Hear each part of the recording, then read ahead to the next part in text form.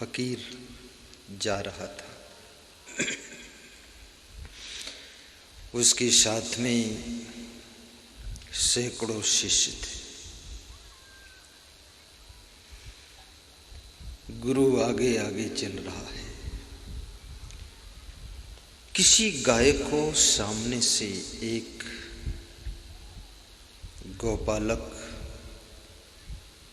रस्सी पकड़कर लेकर जा रहा है। गाय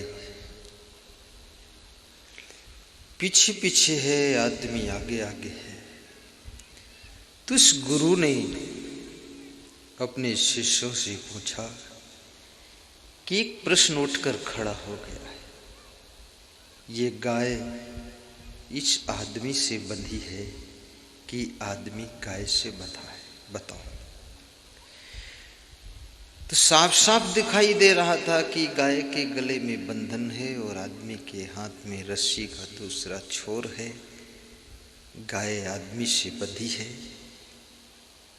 शिष्यों ने कहा, गुरुदेव ये तो स्पष्ट है, गाय आदमी से बंधी है। थोड़ी देर के बाद गाय कूद पड़ी, चमक गई, उछल गई और रस्सी टूट गई। गाय आगे आगे भाग रही है, पीछे पीछे आदमी जा रहा है। गुरु ने फिर कहा, अब सोचो, यदि गाय आदमी से बंधी है तो आदमी गाय के पीछे पीछे क्यों भाग रहा है? और यदि आदमी गाय से बंधा है तो तुमने तो कहा था कि गाय आदमी से बंधी है, पर मुझे तो दिख रहा कि आदमी गाय से बंधी है। रस्सी का बंधन तो गाय के गले में है, लेकिन भीतर से बंधन आदमी के गले में है। गाय भागती जा रही है, आदमी पीछे पीछे भाग रहा है। कौन किससे बंधा है, सोचना है। तब शिष्यों को आश्चर्य हुआ कि गुरुदेव, जो संसार में दिखता है क्या वो भी झूठ होता है? सत्य कुछ और होता है।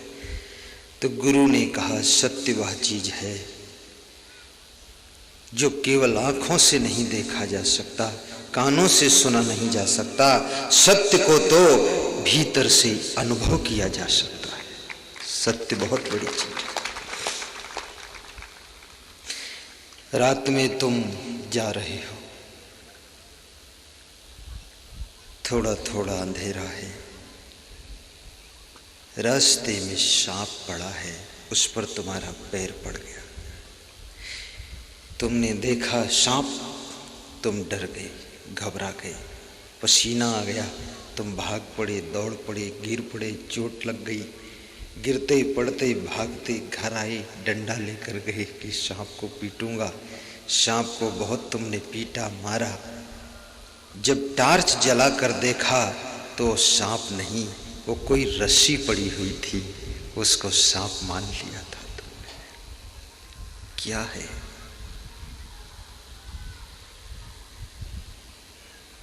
अर्थात सत्य को जानने के लिए ज्ञान की टार्च को जलाना जरूरी है। जिसके पास में ज्ञान की आंख है, विवेक की आंख है, उसे संसार की सत्य का पता चल जाता है। अन्यथा जैसे रस्सी में सांप मानकर आदमी गिर पड़ता, चोट खाता, पसीना आता है, रस्सी के सांप को डंडों से पीटता है, ऐसे दुनिया में तुम रस्सी के सांप को जिंदगी भर पीटते रहते हो। वहां सांप तो है नहीं, पीटने की मेहनत व्यर्थ हो जाती है। लेकिन रस्सी का सांप झूठा है, काट नहीं सकता। लेकिन रस्सी के सांप से जो भय हो रहा है, वो भय सच्चा है, डर सच्चा है, सांप झूठा है। और जो उस डर में पसीना आ रहा है, वो भी सच पसीना निकल रहा है। जो घबराहट हुई है, वो भी सच है, लेकिन सांप झूठा है। और जो तुम गिर पड़े, वो सच में गिरे हो, चोट लगी है वो भी सच में लगी, मलहम सच में लगाना पड़ेगा, लेकिन रस्सी का सांप झूठा है। इस झूठे संसार को जब तुम सत्य मान लेते हो तो याद रखना दुख भी सच्चा ही भोगना पड़ता है, फिर मलहम भी सच्चा ढूंढना पड़ता है। वाह,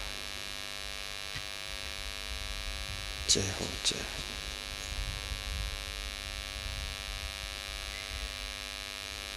साहिब बंदगी। आजकल तो लोग कुछ ज्यादा ही सपना देखते हैं, और सपने में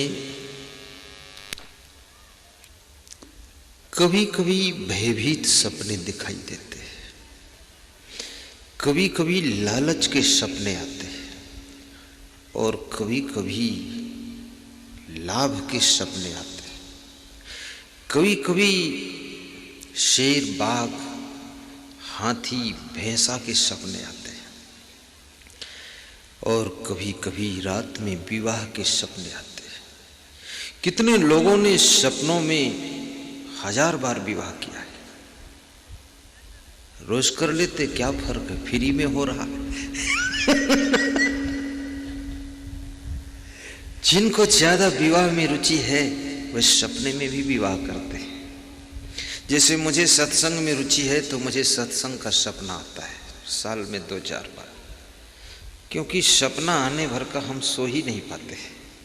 सपना तब आता है जब नींद पूरी होने के बाद भी तुम पड़े रहते हो, तब स्वप्न अवस्था का प्रारंभ हो जाता है।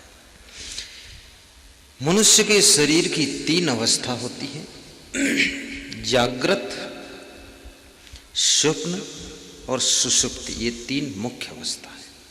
बाकी इसके ऊपर भी और है, तुरीय अवस्था, महातुरीय अवस्था, पर वो तो खैर जितना अवस्था निकालो उतना व्यवस्था है, कोई मतलब नहीं ज्यादा, पर 3 मुख्य है। बाल्यावस्था, युवावस्था, वृद्धावस्था, 3 तो मुख्य है। ऐसे टोटल तो 12 अवस्था भी है। गर्भावस्था, पौगंड अवस्था, बाल अवस्था, कुमार अवस्था, ये सब तमाम लफड़ा बनाते जाओ, लेकिन खास खास ले लो, ज़्यादा जरूरत नहीं। इसमें भी तो जागृत अवस्था कौन है? अभी जो बैठे हो आप, ये जागृत है। और सुषुप्ति कौन है? जब तुम गहरी नींद में सो जाते हो, और गहरी नींद में सोना बहुत सौभाग्य की बात है। इस दुनिया के अंदर गहरी नींद तो केवल बचपन में आती है, उसके बाद तो उथली नींद ही रहती है, छिछली नींद रहती है, गहरी नींद आती नहीं। कितने लोग नींद में भी बोलते रहते हैं, कुछ कुछ कहते रहते हैं, गहरी नींद। सुषुप्ति अवस्था में शरीर को रिलैक्स मिलता है, दिमाग को रेस्ट मिलता है, इसलिए कभी सो तो सुषुप्ति अवस्था में सो। और सुषुप्ति अवस्था किसको प्राप्त होती है? जिसका मन निश्चिंत होता है। और मन किसका निश्चिंत होता है? जिसके पास में विवेक और ज्ञान होता है। विवेक किसको होता है? जो बहुत गहरे सत्संग में गोता मारता है, आत्मज्ञान हो जाए।